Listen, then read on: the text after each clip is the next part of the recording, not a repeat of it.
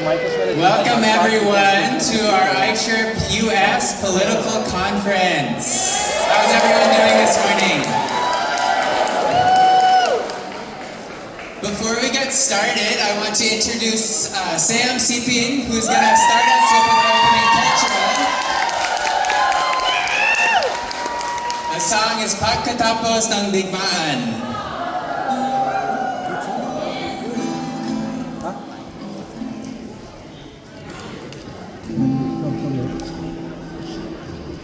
Panalahon ng usok sa larangang digma, lilitaw ang hunti ng damo. At tatatayin ng hangin sa liwa, amoy ng pulbura at apoy.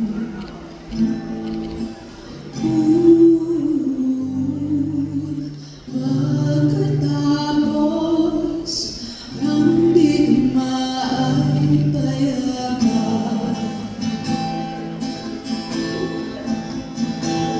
patigil ng gulo at mga labanan, sugatan ay aalagaan.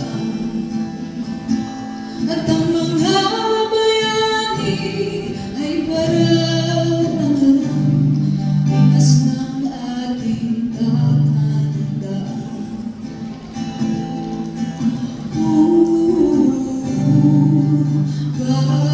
Pagkatapos ng digma ay paghimong, ang mga manlulupig ay usigin, at bawat krimen nila'y lilitisin. Kundi sa pagkagahaman nila, tayo'y di na kailangang mag-alsa.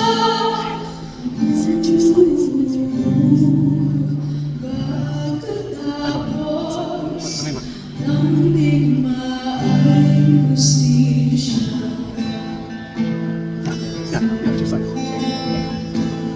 Ang mga magsintay, muling nakikita, mag-anak muling magsasama. At mula sa apoy, tayo magpapantay ng sariwa at bagong buhay.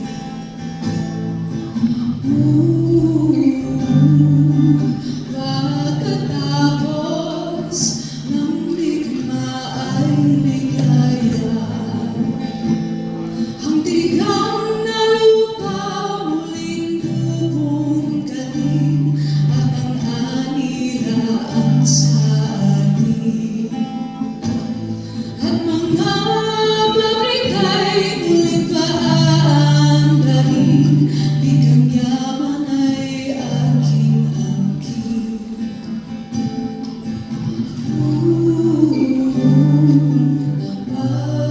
Pagkatapos ng digma ay sagana,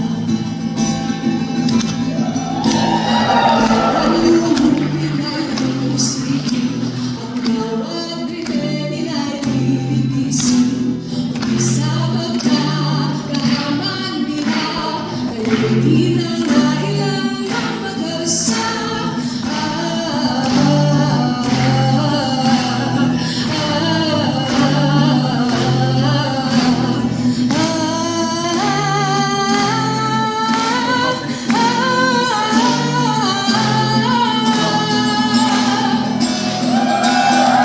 Ang bayan ay muling lupigin, at dayan at nila'y tangkang agawin. Hindi na muli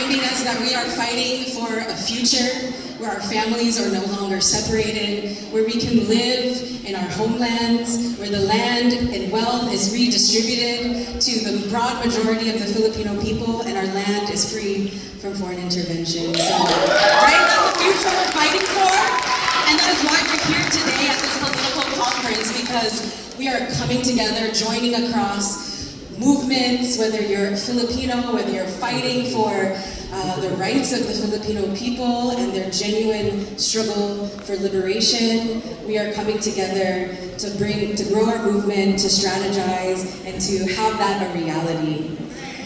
So, welcome to our political conference. Make some noise if you were at the mobilization yesterday. I think that was everybody. We're gonna do some chants. Let's keep this energy up, all throughout the conference. The issues are heavy, but the people's movement is so strong. So we wanna hold that unity together. Ang tao, ang bayan!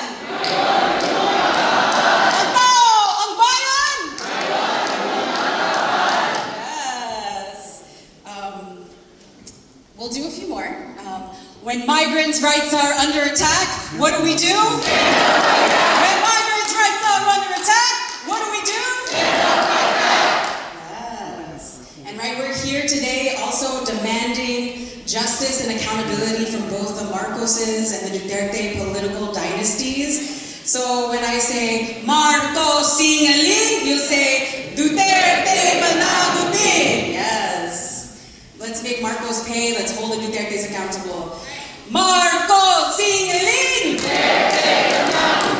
Marcos singaling! Yes. And let's end in connecting our struggles and say, long live! International solidarity! Long live! International solidarity! All right, and we'll introduce ourselves as your MCs for today.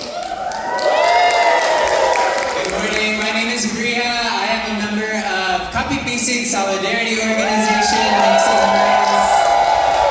We are a solidarity organization of FCIU members and staff based in Oregon, and we're here today. I'm also the regional coordinator for our iCheer Portland regional chapter.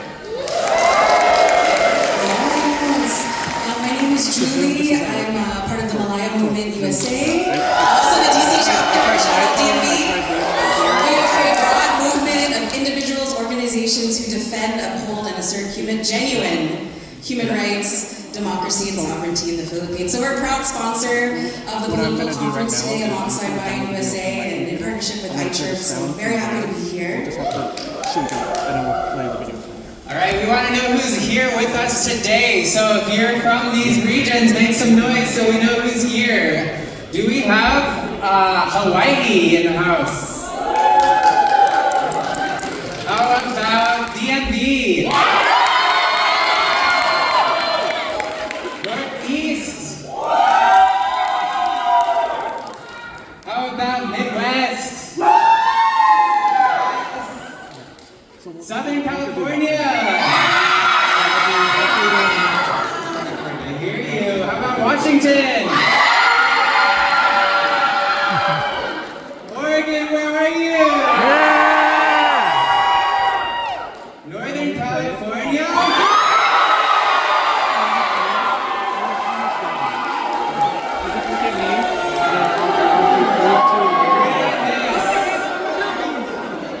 Philippines!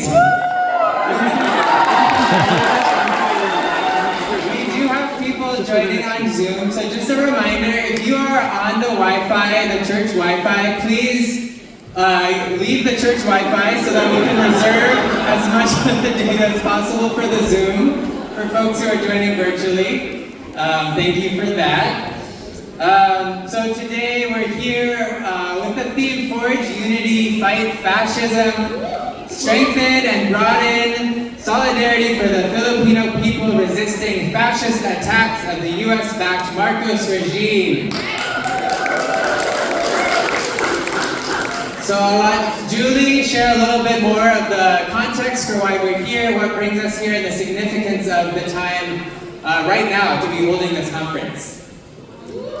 Yes. So yesterday we kicked off a week of action led by Mayan USA, sponsored by Malaya Movement USA, and all across the Philippines, people have seen thousands taking to the streets to protest the egregious corruption of the Philippine government, who is stealing the wealth of the Filipino people, forcing us deeper into poverty, forcing our migrants to move overseas, work abroad.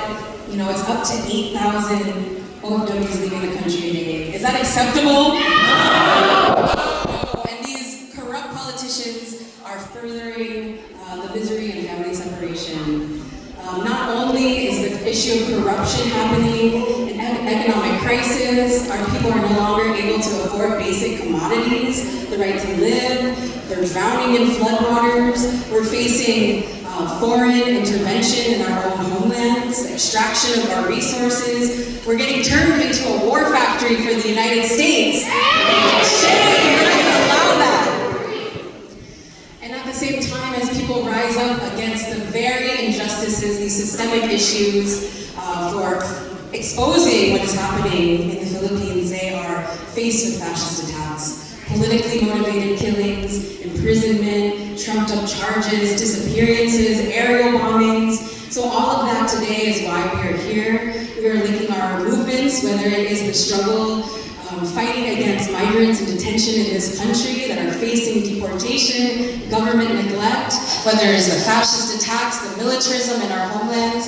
These are all united struggles, and we're here today to connect that and to strengthen our fight against fascism. I'm bringing us a recap of yesterday's vote. Who was out there on the streets yesterday with us? What did we think of the response from the Philippine consulate? That's right. Yesterday we took the people's rage out into the streets of San Francisco. We let San Francisco hear loud and clear our calls and demands for justice, for accountability, and for liberation for the Filipino people.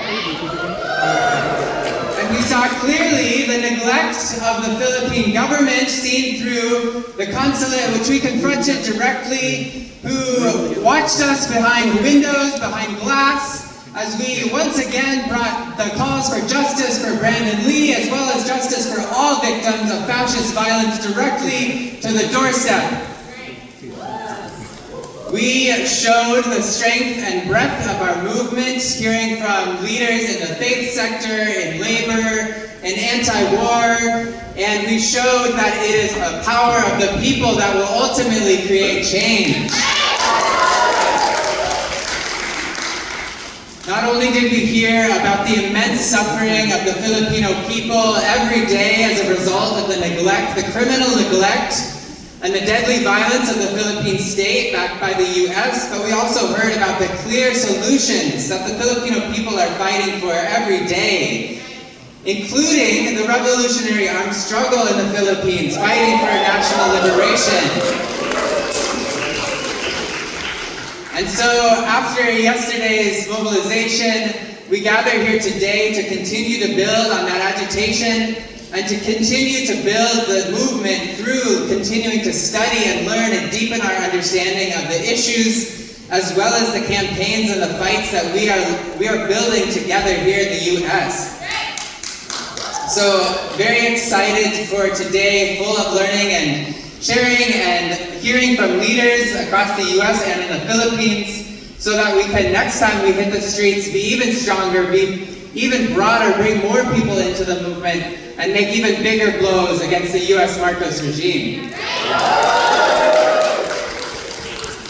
Yeah, so we're excited for all of that today, but before we get into that, we're going to do some general housekeeping rules.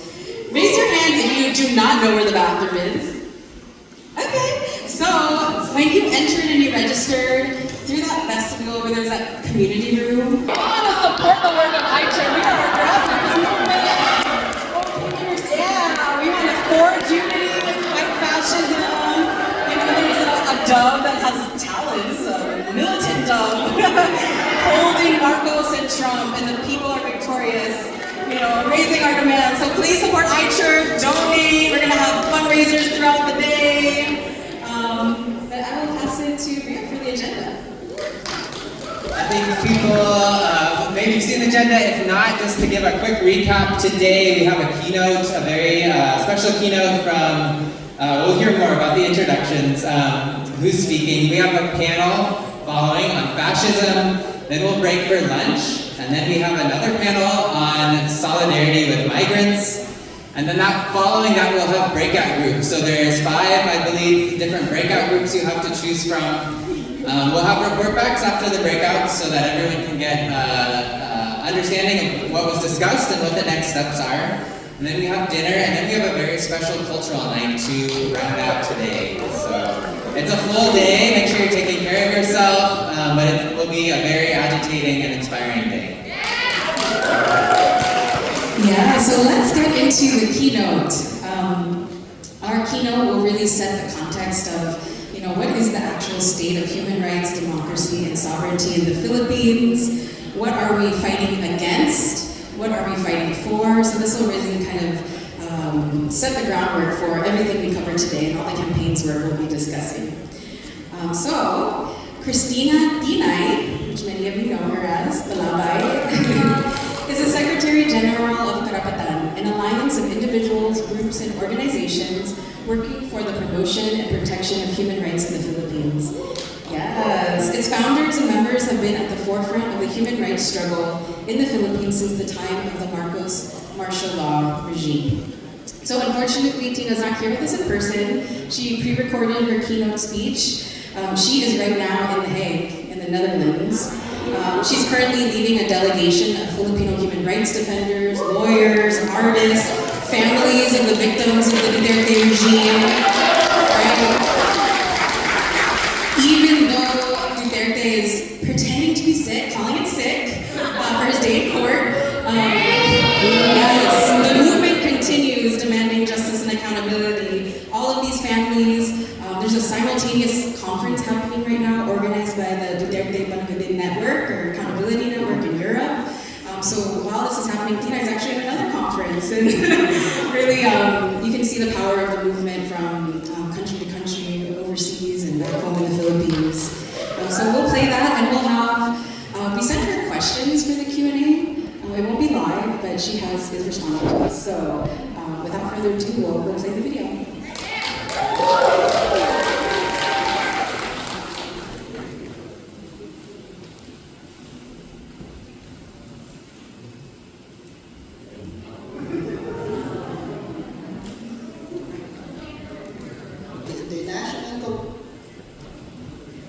Executive Committee, our regional chapters, member organizations, and individuals, I congratulate the International Coalition on Human Rights and Peace in the Philippines, in the US, for holding this political conference on the eve of your General Assembly. As this speech is delivered, I am at The Hague in the Netherlands, leading a delegation of Filipino human rights defenders, lawyers, artists, and families of victims of Duterte's drug war, as we join the Filipino community and solidarity groups in Europe to conduct protests in the light of the commemoration of the dictator Marcos Sr.'s imposition of martial law, a dark legacy that his son, Marcos Jr., continues through his own fascist designs. We are also here, despite the postponement of the hearing, to confirm the charges against the fascist Rodrigo Duterte at the International Criminal Court, because we believe that the call for justice can never be postponed. We carry on with activities and we march on to press for the conviction of Duterte. In the Philippines, colleagues in the People's Movement are in the streets leading the march against systemic corruption of public funds by those in power, intensified fascist attacks, and violations on sovereignty. Young people, the poor from the urban and rural communities, environmental activists, and land rights defenders are at the forefront of these protests. Now, the Marcoses and the Dutertes will see that they are at each other's throats. On one hand, they are indeed their worst enemies, fighting over power, and how long they are able to maintain their lording over the government even beyond 2028. But they are funds and how much they and their respective ilks are able to carve away from the nation's coffers. On the other hand, they remain a unity in maintaining a corrupt, fascist, and mendicant system of governance that keeps the country as dirt poor, underdeveloped, and as oppressed as ever. Your political conference is likewise located in the eye of the storm, in the crisis of imperialism, as the US government continues to dominate the multipolar world at great cost to the poorest, most exploited, most oppressed, most brutally battered peoples of the Philippines and other nations. The 1% of the global population own and control 45.6% of the world's wealth, and the US remains the biggest economy, investor, destination of foreign capital, and market of consumer goods and capital. It holds the most vast military force among other imperialists. The US owns 60 out of 100 biggest companies in the world, monopolizing industries in technology, food, consumer products, wholesale and retail trade, telecommunications, financing, medicines and medical hardware, with capital concentrated on big tech such as Google, Microsoft, Meta, and Apple.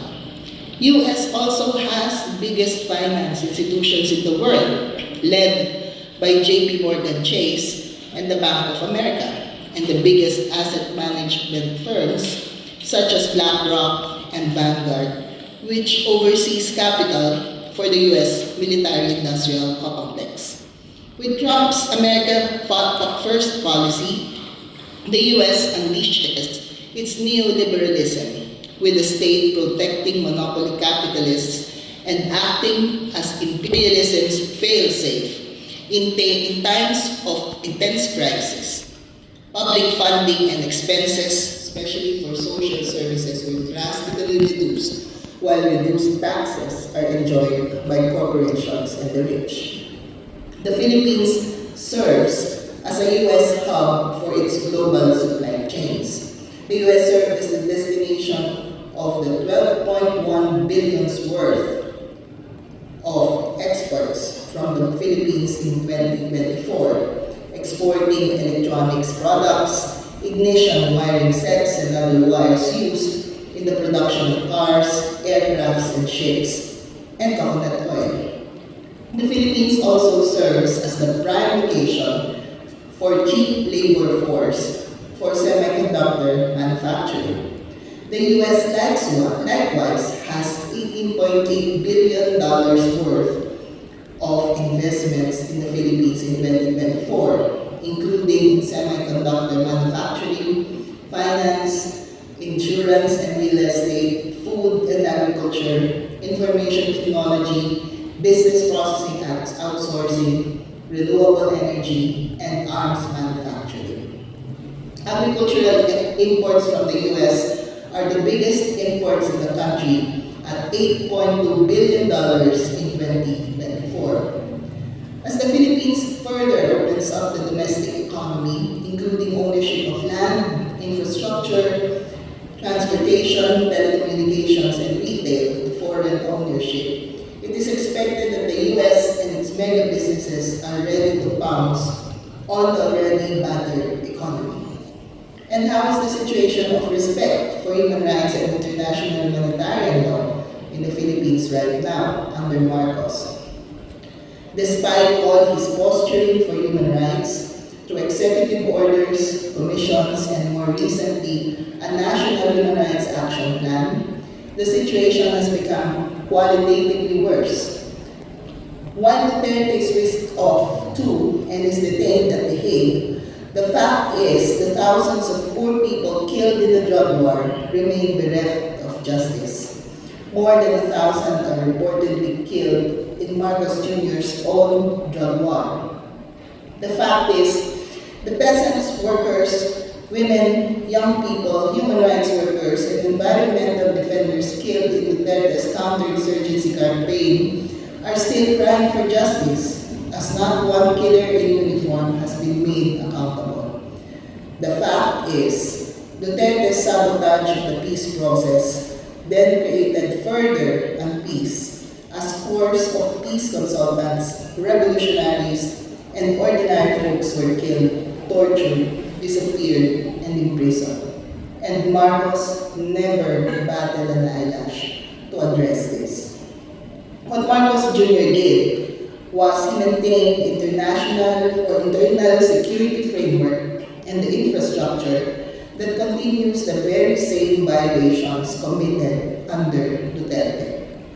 To chase its deadline of annihilating the armed rebellion, the Marcos Jr. regime has been escalating bombings, forced evacuations, military encampments in civilian homes and facilities, harloting, and the imposition of de facto martial law in the countryside that dislocate entire communities.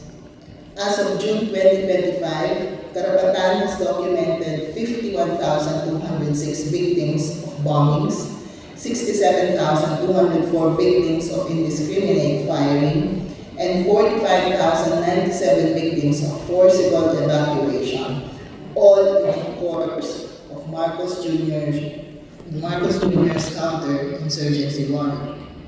At least 571 civilians presented as armed rebels have also been forced to join fake surrender ceremonies. Just so the Marcos Jr. regime could claim accomplishments in its counterinsurgency war without touching on the deep-seated political and economic roots of the armed conflict. Karapatan has documented more than 10 million incidents and of threats, harassment, and intimidation under the Marcos regime as of June 2025. The incidents are closely tied to the regime's escalation of political repression, especially in the countryside. The regime has gone full throttle in the judicial persecution of activists, people's organizations, and development institutions on the pretext of preventing and suppressing terrorism and terrorism financing. From 112 in January 2025, there are at least 227 individuals charged with violating the Anti-Terrorism Act and the Terrorism Financing Prevention and Suppression Act as of the end of June 2025, using vague or patently baseless accusations. 34 personalities of the revolutionary movement and indigenous people's leaders and advocates have been arbitrarily designated as terrorists. 30 are behind bars, including community journalist Frenchie May Cumpio, development workers Mariel Domenquil and Emilio Gavales, church worker Alvin Yanez, and environmental activist Miguela Pinero. 3 of them, Elgin Moncal, Norman Ortiz, and Liz Dario, have been forcibly disappeared. The cases affecting a broad spectrum of society reveal a sinister pattern of instilling fear and suppressing dissent. The TFPSA has moreover provided a legal pretext to freeze the assets and disrupt the operations of development organizations assisting marginalized and severely deprived communities, done often in the absence of due process and clear evidentiary standards. To date, the operations of the Negros-based Paghidaet Development Group, or PDG, the Cebu-based Community Empowerment and Resource Network, or CERNET, Latest Center for Development, or LCDE, and the Rural Missionaries of the Philippines, to name a few, have been impaired because of the freeze orders on their bank accounts. Taken together, the terror laws are doing what they purport to combat by equating dissent and activism with terrorism and criminalizing critical thought, mobilizations for justice and defense of human and people's rights. They send a chilling message and a wave of terror on the general populace. They are dangerous tools of political repression, wielded to intimidate and to silence. The terror laws pose direct threats to freedom of expression, freedom of association, and the right to due process. They legitimize political persecution under the guise of protecting national security. In targeting activists, community organizers, journalists, and other dissenting voices using broad and vague definitions of terrorism, these laws are nothing but instruments to violate the rights, harass, and red tag those who speak against injustice. As of June 2025, there have been 129 victims of extrajudicial killings under Marcos Jr.'s counterinsurgency campaign. 5 of them slain in the second quarter of this year.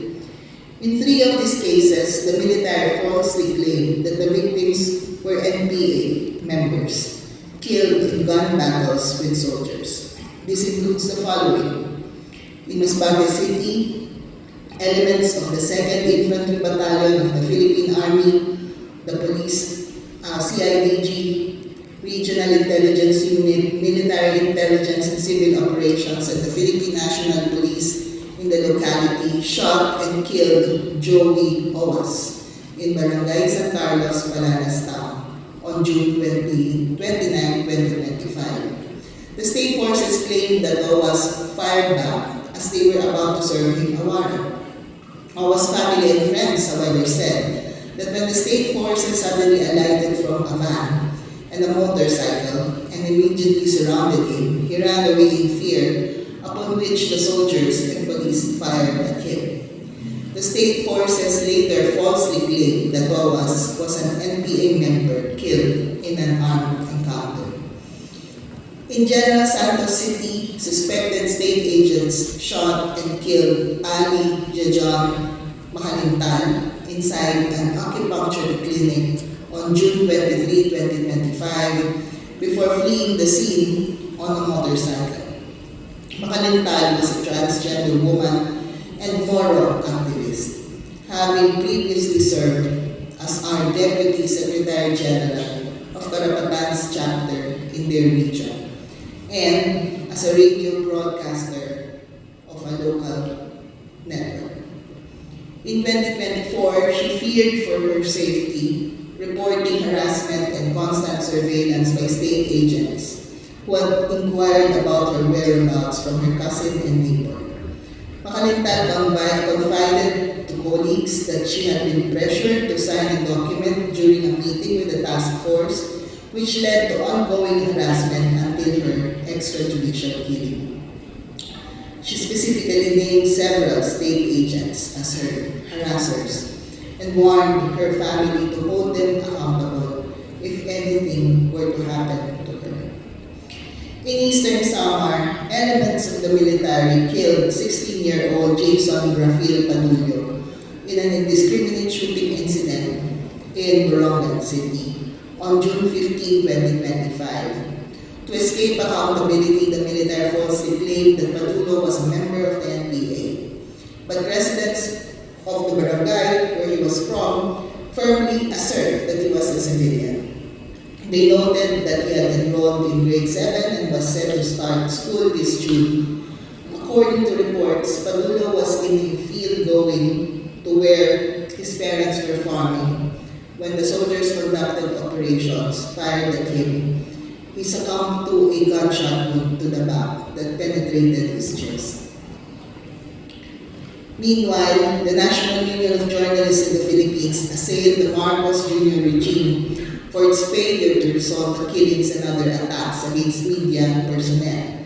On the occasion of World Press Freedom Day on May 3, the NUJP cited the fact that there have been 177 documented attacks against the media, including the killing on April 29, 2025 of veteran journalist Juan Daya in Calibo, Aklan. To date, the Philippines remains in the bottom half of 180 countries rated by Reporters Without Borders Press Freedom Index, with journalists still facing constant threats of violence and harassment. Trumped-up charges, illegal arrests, and imprisonment torture and unjust conviction on false criminal charges have long been the government's response to criticism and dissent. The government, however, wants to hide the true extent of illegal arrests and detention suffered by political and social activists, government critics, dissidents, and ordinary folk by criminalizing them and refusing to admit the existence of political prisoners. The Marcos regime's objective is to avoid leaving a damaging mark on its human rights record. As of June 2025, Karapatan documented 737 political prisoners. 164 of them were arrested under Marcos Jr. There have been 288 illegal or arbitrary arrests under Marcos Jr. that did not result in detention.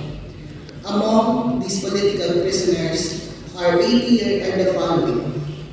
Number one, 80-year-old Rosita Taboy, whose recent surgical pathology report dated June 16, 2025 found a lump on her right breast positive for malignancy. Taboy is the country's eldest political prisoner. She was arrested in Bulacan in May 2023. All of her cases have been dismissed, leaving only the trumped-up illegal possession of firearms and explosive charges she faces before a Bulacan court. Taboy also suffers from hypertension and diabetes and cannot walk unaided.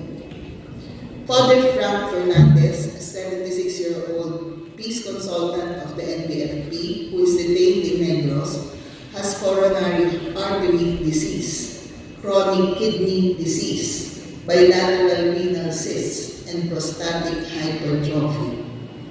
Simon Naobsan, 70 years old, an NDFP consultant from the Cordilleras, was arrested in 2024 while seeking medical examinations for his stage 5 chronic kidney disease, diabetes, hyperkalemia, and anemia.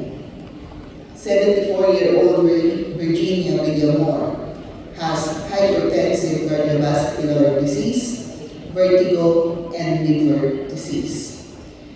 Meanwhile, a number of individuals who had been illegally arrested and detained on trumped-up charges and other reasons have won their freedom.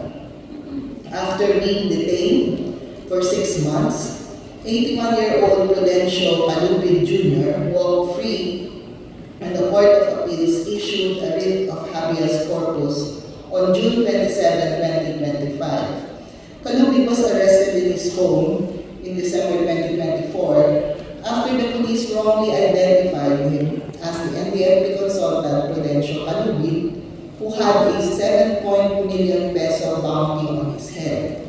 The Court of Appeal said that the facts reveal a very troubling truth.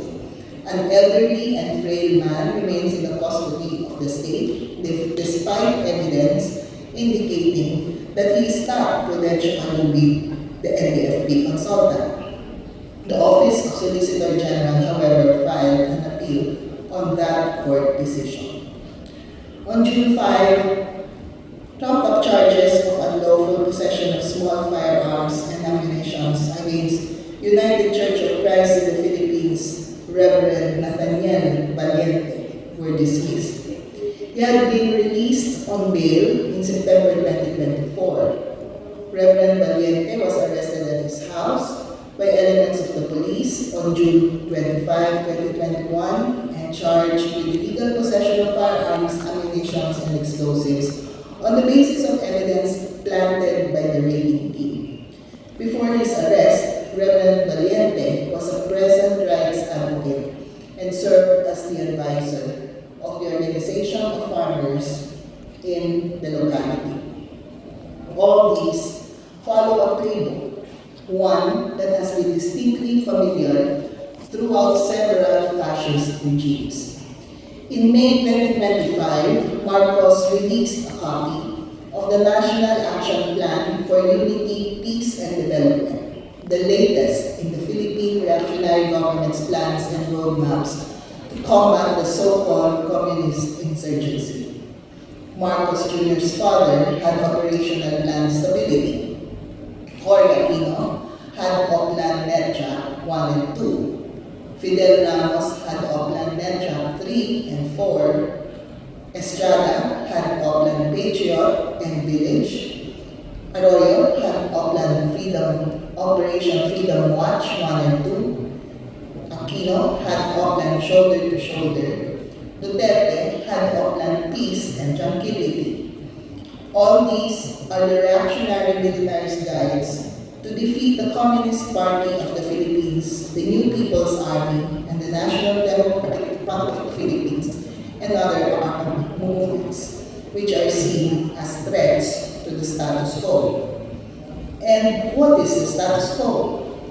A nation whose natural resources are plundered by foreign governments and companies, whose workers are exploited through dirt poor wages, contractualization, and unemployment, whose lands are taken from those who till and enrich them, a nation without its own basic industries but is a dumping ground of other nations' products, and whose policies of liberalization, privatization, and deregulation has kept the economy at the mercy of imperialists. This status quo is affirmed in the policy context of the NAP-UPD, and it is precisely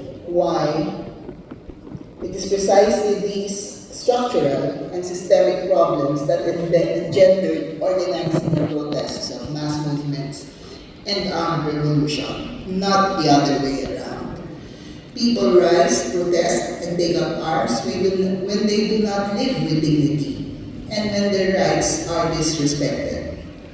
Thus, the National Action Plan's premise that the armed conflict is the main reason for exacerbated poverty and inequality in deaths, displacement, disruption of services, damage to property. This premise is thus exposed as one convoluted lie. The Action Plan situational assessment is anchored on the rigged assessment of the National Task Force to End Local Communist Armed Conflict, or NDF-LCAP, on the so-called effectivity of the Marcos regime's policies and programs that have exacerbated poverty and corruption. It speaks of a reduced poverty incidence rate when government has based its figures on low and unrealistic poverty threshold, or the amounts to be considered poor or food poor. This is instantly disproven by self-rated poverty surveys that indicate that more than 50% of Filipino families consider themselves poor. The fact that even with a lowered inflation rate, prices of food, basic commodities, transportation, education, electricity, and water remain high and continue to increase. And the fact that the current minimum wage levels are way below the daily cost of living of families. Even government figures would show that in regions in the country where the NDF-LCAP's funds have been poured much into, and where other funds for aid support are placed by government agencies, poverty incidence rates have increased or have remained high. Marcos's National Action Plan, with its distorted data, analysis, and roadmap, are never about solving the causes of discontent, poverty, and injustice that beset the Filipino people. It is a program meant to suppress and end all forms of struggles and protests against feudalism, bureaucrat capitalism, and imperialism. It is a national action plan for state terrorism, exploitation, and oppression of the notorious NDF-LCAP. The action plan utilizes a whole-of-nation approach to supposedly address the roots of the armed conflict along two tracks: the political, economic, and social-cultural track, and the peace engagement, law enforcement, and military track. Let's unpack them. The whole-of-nation approach was first coined as a concept by the U.S. government to marshal the capabilities of U.S. military and civilian agencies, its allied and puppet governments, and all organizations and actors operating in a common conflict area for an integrated approach, Iraq and Afghanistan as the first areas of its use to achieve the U.S. goal to counter terrorism. The approach has been enshrined in the U.S. Counterinsurgency Guide in 2009.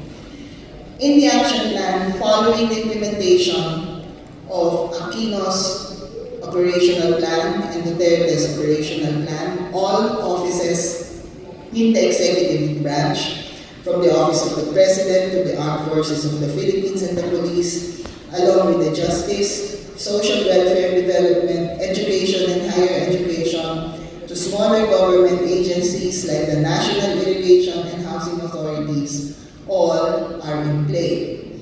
All levels of government from the national to regional to provincial, city or municipal to barangay levels are constituted through so-called peace and order councils as implementing structures. Similarly, non-government entities are co-opted, including the Catholic Bishops' Conference and religious institutions, a council of private educational institutions, and some so-called civil society organizations, which includes military organized and sponsored organizations of so-called rebel surrenderies. All these are coordinated at the highest level of government, the whole of government, through the NTF and CAP.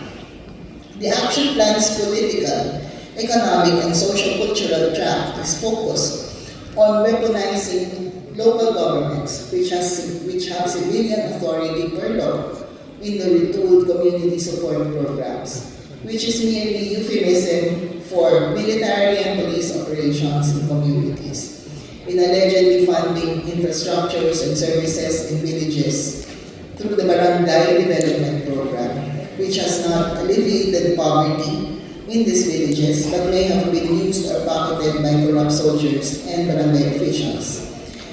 In diplomatic and international propaganda to counter international solidarity efforts and organizing of Filipino migrant workers and their families, in rolling out corruption-prone aid and livelihood programs, which are palliatives to root causes of poverty. It is in this track where measures to hoodwink peasants and indigenous peoples into false land ownership schemes and agrarian reform interventions while bribing traditional leaders with parcels of ancestral domain areas. And also, this track includes disseminating anti-communist propaganda, creating organizations like the Duterte Youth, whose sole advocacy is to delegitimize people's organizations and progressives.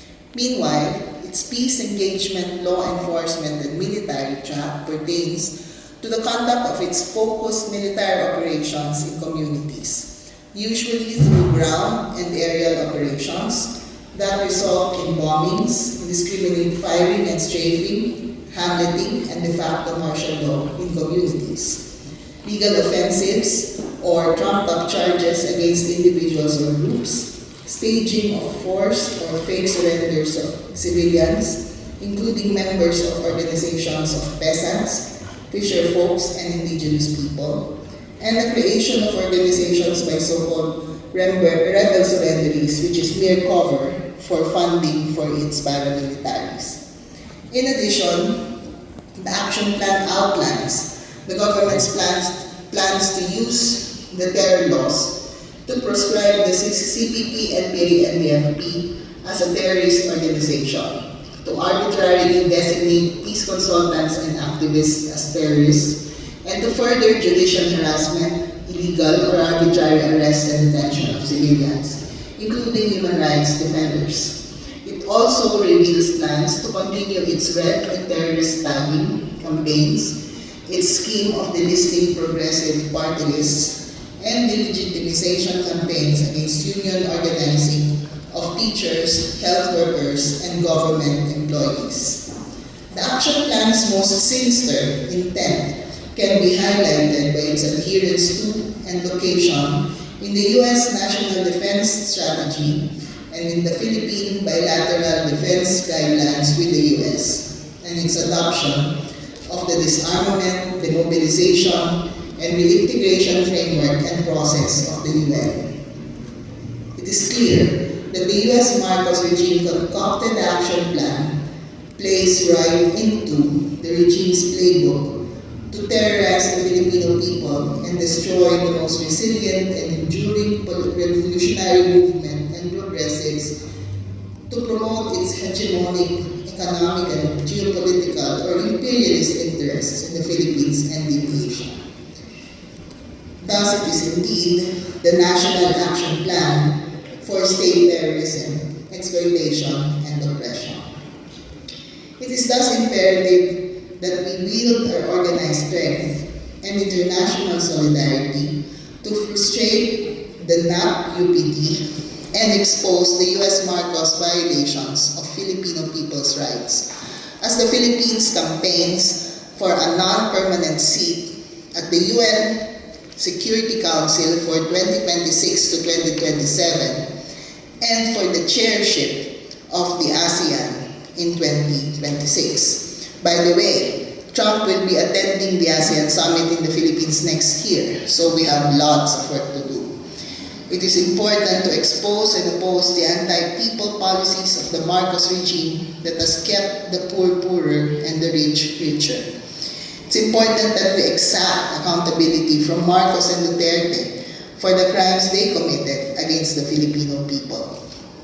It is important that we conduct stronger campaigns against imperialism in the Philippines and elsewhere, as Marcos is poised to earn a dubious distinction for being the most reliable puppet of the US in this side of the world. There is, however, a persistent, enduring lesson that fascists and imperialists tend to forget. That each and every such OPLAN or National Action Plan had always failed to suppress the legal democratic movement or the armed revolution. From OPLAN Katatagan to NAP-UPD, the Filipino people have shown that as long as the roots of injustices remain, there will always be cause for protests and armed struggle. A historical lesson that is upheld in international conventions and is rooted in the people's lived realities and struggles. We enjoin ICHRP-US to continue your support for the people's struggles in the Philippines.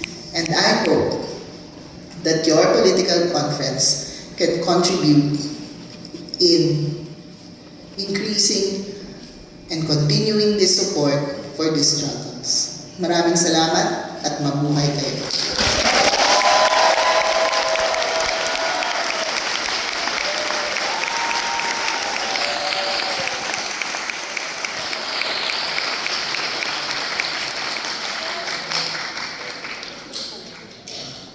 Mic is not working right this second. Might need help with that. Hello. I'll speak loudly, but test. Test. Thank you. Yeah, so Tina really laid out the struggle and what we are up against. So let's continue fighting against the sham peace plan, the National Action Plan for Unity, Peace, and Development. Let's fight to abolish the National Task Force that end local communist armed conflict. Let's continue to genuinely fight for the roots of the armed struggle, of forced migration in the Philippines.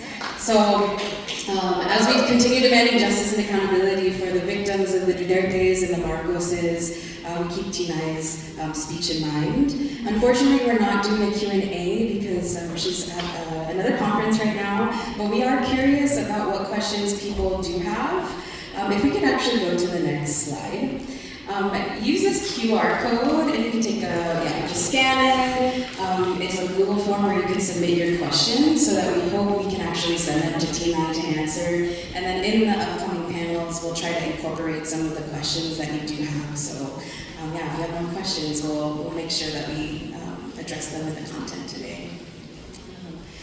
So right now we're going to do a little bit of a transition break, but before we do that, there are sign-up sheets in the back for the breakout groups later. So really think through if you want to be in the faith breakout group, labor, if you're interested in campaigns resisting US-led war and intervention, you want to stand in solidarity with Filipino migrants, there's all of the sign-ups there. We have different rooms that can factor in different amounts of people, so the sign-ups will really help us. So please sign up.